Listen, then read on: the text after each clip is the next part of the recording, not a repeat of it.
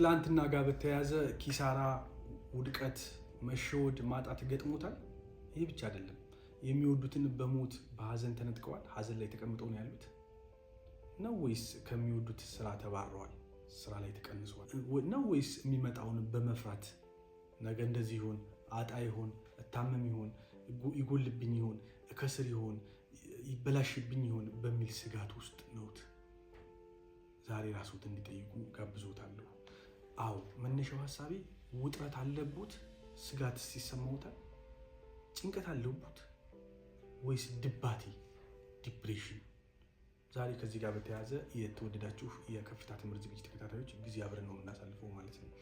በእርግጥ ከመጀመሪያው ሐሳብ ስነሳ ስጋት ከፍርሃት ከጥርጣሬ እና ከግምት የሚወለድ በሽታ ነው። መስጋት ላይሆን ይችላል፣ ሊበላሽ ይችላል፣ ሊወድም ይችላል፣ ላጣ እችላለሁ፣ ሊደገምብኝ ይችላል፣ እንደ ትላንትና ሆናለሁ፣ በቃ ተስፋ የለኝም የሚሉት በሙሉ ስጋትን ይገልጻሉ። ኦሪጂኑ መነሻው ግን የበዛ ፍርሃት እንደዚሁም ጥርጣሬና ግምት ነው፣ መገመት። እነዚህ ሙሉ ለሙሉ እምነትን ከመጉደል ከእምነት ማጣት የሚመጡ ናቸው። ስጋት ከፍርሃት ከጥርጣሬና ከግምት ይመጣል። እነዚህ ሶስቱ እምነት መጉደል መገለጫ ናቸው። ሰው እምነቱ እየጎደለ ሲመጣ መስጋት ይጀምራል። እምነት ሲጎል ፍርሃት ይጎለብታል። እምነት ሲጎል ጥርጣሬ ይጎለብታል፣ ግምት ይጨምራል። በውጤቱ ስጋት በህይወታችን ውስጥ እንዲመጣ ይፈጥራል ማለት ነው። ልብ በሉ፣ ስጋቱን ማስተዳደር የምንችል ከሆነ የጎደለብንን የተበላሸነውን ያጣነውን ነገር ማስተካከል የምንችልበትን እድል ይሰጠናል። አሁን ትልቁ ችግር ግን ስጋቱን እንደ ስጋትነቱ ማስተዳደር የማንችል ከሆነ ግን በውስጣችን ያለው ስጋት አድጎ ሌላ ምን ይወድርብናል? ውጥረትን በህይወታችን ውስጥ ያመጣብናል። ውጥር ማለት ነው።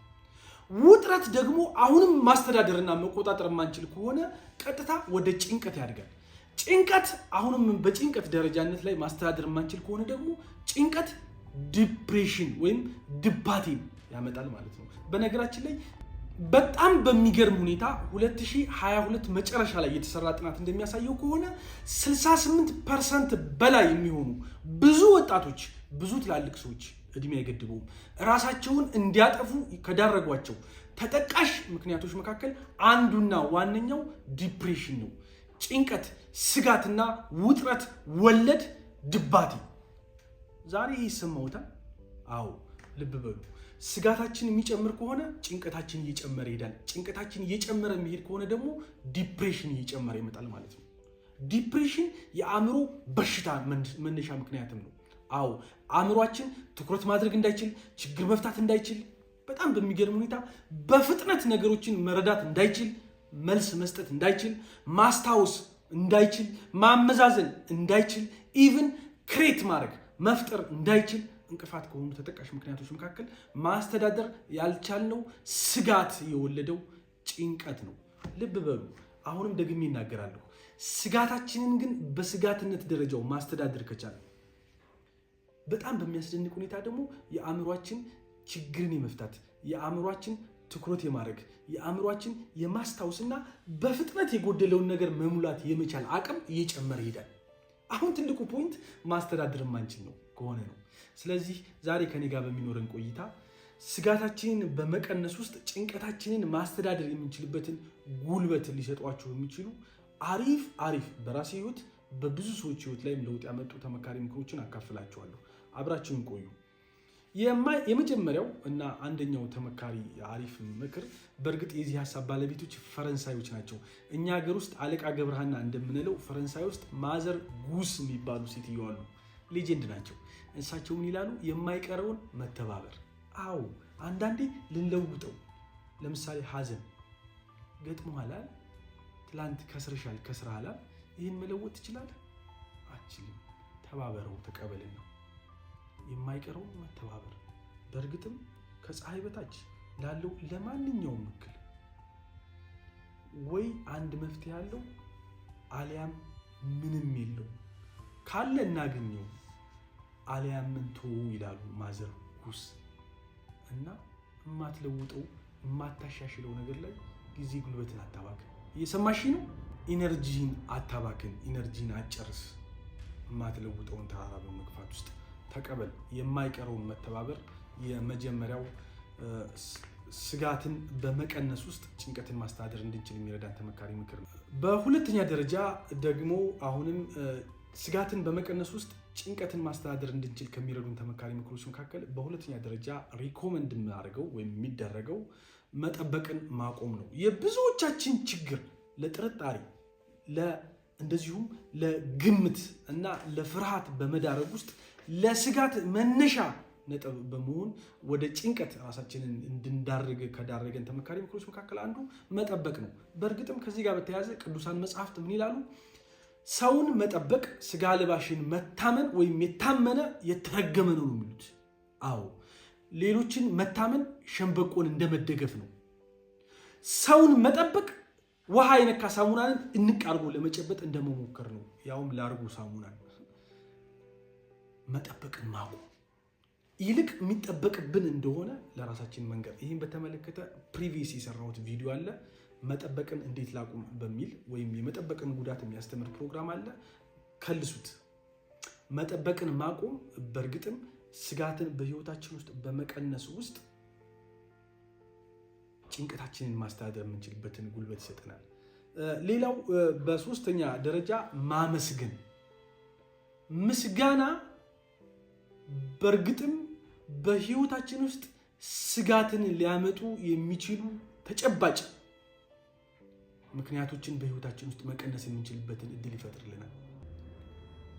ማመስገን በእርግጥም ስጋት የሚባለውን ነገር በህይወታችን ውስጥ ጉልበት እንዲያጣ የማድረግ በጎ አስተዋጽኦ አለው። ምስጋና ጭንቀትን ማስተዳደር የምንችልበትን ስልጣን ያጎናጽፈናል። አመስግኑ። በዛ በተፈራችሁበት፣ በዛ በምትሰጉበት፣ በዛ በምትጠራጥሩበት ጉዳይ፣ እምነት ባጣችሁበት ጉዳይ ሁሉ አምላክን በማመን ውስጥ ተሆኑ ማመስገን መቻል ጭንቀትን ማስተዳደር የምንችልበት ሌላኛው ተመካሪ ስልት ነው ማለት ነው። በሌላ መልኩ ደግሞ አሁንም ጭንቀትን ለመቀነስ ከሚረዱ ተመካሪ ምክሮች መካከል ሌሎችን ለመርዳት መሞከር፣ መስጠት፣ ማካፈል ጭንቀትን መቀነስ የምንችልበት ተመካሪ ስልት ነው። በጣም በሚገርማችሁ እኛ ራሱ እንደ ኤክስፐሪመንት የሰራ ነው ምንድነው፣ በጣም በጭንቀት ችግር ውስጥ ያሉ ወጣቶችን ሰብስበን ሆስፒታል በመሄድ ወይም የተለያዩ የበጎ አድራጎት ድርጅቶች ውስጥ በመሄድ የበጎ አገልግሎት ስራ በበጎ ፈቃደኝነት እንዲሰጡ እድሎችን በማመቻቸት አይተናቸዋል። በእርግጥም እያመሰገኑ ከጭንቀት በላይ መሆን የሚችሉበትን ጉልበት በህይወታቸው ውስጥ ሲጎናጸፉ ለማየት ችለናል። ስለዚህ ዛሬ እላችኋለሁ ሰዎችን መርዳት፣ አቅመ ደካሞችን መደገፍ፣ ያለንን ማካፈል፣ መስጠት፣ ለሌሎች መድረስ እና በሌሎች ክፍተት ወይም ድካም ለመቆም መሞከር እኛ ውስጥ ያለውን ጭንቀት ማስተዳደር የምንችልበትን ጉልበት እንድንጎናጸፍ ይረዳናል። በሌላ መልኩ ደግሞ ካየነው ፍርሃትን መጋፈጥ የብዙዎቻችን ችግር እና ለጭንቀት እንድንዳረግ የዳረገን አንዱ ቤዚክ ተጠቃሽ ምክንያት ፍርሃት ነው። እኔ ስለ ፍርሃት አንድ ነገር ብቻ ነው የምላችሁ። እሱ ምንድነው? የሚያስፈራችሁን ተጋፈጡትና አስፈራሩት። በእርግጥም ብዙዎቻችን እኔን ጭምር እኔ ራሴ ፐርሰናሊ ለብዙ ጊዜያት በተደጋጋሚ የፍርሃት ችግር ደርሶብኝ ነበር። ፍርሃት የእምነት መጉደል መገለጫ ነው። ፍርሃት የእምነት ተቃራኒ ነው። እምነት በህይወታችን ውስጥ ሎው እያለ እየቀነሰ ሲሄድ ፍርሃት እየጎለበተ ይሄዳል በህይወታችን ውስጥ። ይህንን ማሸነፍ የምንችለው አንደኛ እምነትን በማጎልበት፣ ሁለተኛ የሚያስፈራንን በመጋፈጥ ነው። በሶስተኛ ደረጃ የምንፈራው የሚያስፈራን ነገር ሊደርስብን ወይም ሊያደርስብን የሚችለውን መጨረሻውን በመለካት ራሳችሁን ወደዛ ለማቅረብ መሞከር ፍርሃትን በህይወታችሁ ውስጥ ጉልበት እንዲያጣ ማድረግ በጎ አስተዋጽኦ አለው። ስለ ፍርሃት በቀጣይ ሌላ ፕሮግራም እንሰራ ነው የሚሆነው። ሌላ ለጭንቀት ለድባቴ ከሚዳርጉ ተጠቃሽ ምክንያቶች መካከል ደግሞ አንዱ ስንፍና ነው። በእርግጥም አንድ ገዳማውያን አባት አንድ ሌላ ገዳማውያን ሰውን ጋር ሲያወሩ እንደዚህ አሉ። በመንገድ ላይ ሰይጣንን አገኘሁት አሉ እና ምን አልኩት ምናምን ሲባሉ ወዴት ነው የምትሄደው ብዬ ጠየቅኩት አሉ። ወደ ስራ አለኝ አሉ። የት ነው የምሰራው? ቢሮ የት ነው ብዬ ሲጠይቀው ሰነፍ ጭንቅላት ውስጥ አለኝ አሉ ብለው ለጓደኛቸው እያወሩ ነበር ይላል ትርክቱ። በዚህ ውስጥ በጣም እንድትረዱት የምፈልገው ስንፍና ለሰይጣን እንድንዳረግ የማድረግ ጉልበት አለው። ሰይጣን ደግሞ እኛ ውስጥ ስራ ሲሰራ ጭንቀትን፣ ውጥረትን፣ ድባቴን ማብዛት ማባዛት ዓላማውን የሚሆኑ ማለት ነው። ስለዚህ ከድብርት፣ ከጭንቀት፣ ከውጥረት፣ ከስጋት ለመውጣት ከሚመከሩ ተመካሪ ምክሮች መካከል አንዱና ዋነኛው ራስን ባተሌ ማድረግ፣ ራስን ማትጋት፣ እንደዚሁም በስራ ራስን መውጠር መቻል ነው። ስራ በጣም በሚገርማችሁ ሁኔታ ሕክምናም ጭምር ነው። ወርክ ቴራፒ እንደሚባለው ማለት ነው። ስለዚህ ትጨነቃለህ፣ ውጥረት ውስጥ ነው ያለው፣ ድባቴ ገጥሞሻል፣ ነገሮቹ ላይ ሁሉ ተስፋተሻል፣ እምነት ጠፍቶሻል፣ በፍርሃት ተይዘሻል። መፍትሄው ራስሽን ባትል ያርጊው። ተነሺ ከዛ ከአልጋሽ ላይ ተነስ። ከዛ ብርድ ልብስ ለብሰህ ቴሌቪዥን፣ ፊልም፣ ኮምፒውተር ላይ ፊልም ተጥደህ ከምትውልበት ስልክ ጋር በጣም እየደበረህ ከምታይበት ልምድ ተነሺና ቤት ውስጥ ያለውን ስራ ቤተሰቦችሽን ከማገዝ ጀምረሽ ስራ ጀምሪ። ብዙዎቻችን ስራ የሚመስለን የተቀጠርንበት፣ ብዙዎቻችን ስራ የሚመስለን የተከፈልንበትና ገንዘብ ያገኘንበት ብቻ ነው የሚመስለን። አይደለም። እሱ የስንፍና መገለጫ ነው። ቤት ውስጥ ቤትን ከማጽዳት ጀምሮ ለቤተሰብ አባል ወይም ለትዳር አጋር ስራ መስራት ስራ ነው። እሱም ከጭንቀት ከድባቴና ከውጥረት ራሳችንን ነፃ መውጣት ወይም ጭንቀታችንን ማስተዳደር የምንችልበትን ጉልበት ከመስጠት አንጻር በጎ አስተዋጽኦ አለው ማለት ነው። ሌላ በተቻለ መልኩ ተመካሪ የሚሆነው ለጭንቀት ለድባቴ ሚዛናዊ እንቅልፍ ነው። በእርግጠኝነትም ንገራችሁ እንቅልፍን ማብዛትም ሆነ የእንቅልፍ እጦት በሽታ ነው። ስለዚህ ሚዛናዊ እንቅልፍ ለምሳሌ በእኔ እድሜ ያለ በዚህ ከሀያዎቹ ጀምሮ እስከ 40 ዓመት አካባቢ ድረስ ላሉ ሰዎች የሚመከረው እንቅልፍ 8 ሰዓት እስከ 9 ሰዓት እንደዚሁም እስከ 7 ሰዓት 7 ተኩል ድረስ በቀን ውስጥ መተኛት እንዳለባቸው ነው። ከዚህ ያነሰ እንቅልፍም ሆነ የበዛ እንቅልፍ ለዲፕሬሽን ይዳረጋል፣ ለጭንቀት ለውጥረት ይዳረጋል። ከዚሁ ጋር በተያያዘ ረጅም ሰዓት ስክሪን ላይ የምታፈጡ ሰዎች ደግሞ አላችሁ። በጣም አደገኛ ነው። በነገራችን ላይ ከዚሁ ጋር በተያያዘ መጽሐፍት ማንበብ ለጭንቀት ወይም ለውጥረት ከኒና መድኃኒት እንደሆነ ጥናቶች ያሳያሉ። ለምሳሌ 2019 መጨረሻ ላይ የተሰራ አንድ ጥናት እንደሚል ታውቃላችሁ። ከትዳር አጋር ጋር ወሲብ ማድረግ ባይዞ ጤናማ የተቀደሰ ንጹህ ወሲብ ከትዳር አጋር ጋር ማድረግ ለጭንቀት ለውጥረት አሪፍ ነው። ሪላክስ ሰውነት፣ ሪላክስ አእምሮ፣ ሪላክስ ስሜታችን እንዲያደርግ በጎ አስተዋጽኦ አለው። ግን ከሱም የሚበልጠው ነው የሚለው ወክ ማድረግ አሪፍ ተመካሪ የጭንቀትን መቀነሻ ውጥረትን መቀነሻ ተመካሪ ስልት ነው። ከሱም የሚበልጠው ግን ከጓደኛ ጋር ሻይ መጠጣት ከሱም የሚበልጠው እንደዚሁም አገር መቀየር ከሱም የሚበልጠው 5 ገጽን በቀን ማንበብ፣ መጽሐፍትን ማንበብ ውጥረትን ለማርገብ እንደዚሁም ስጋትን ለመቀነስና ጭንቀትን ለማስተዳደር እጅግ በጣም መድኃኒት እንደሆነ ነው ጥናቶች የሚያሳዩት።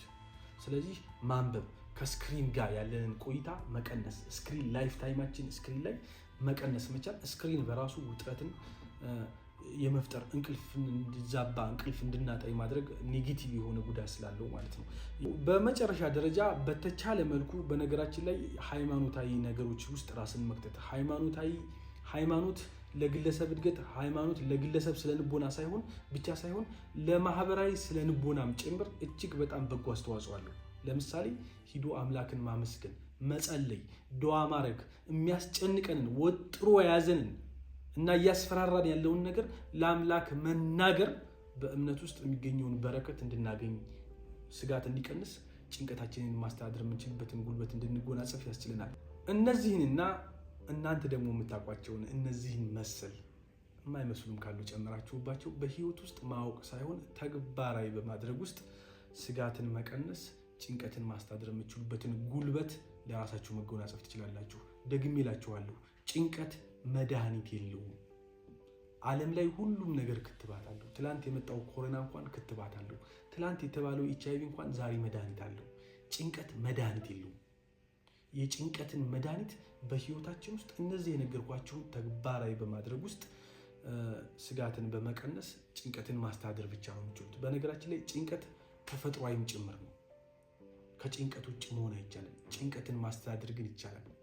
ይህን ታደርጉ ዘንድ መልእክቴን በማስተላለፍ ዝግጅቴን ጨርሻለሁ።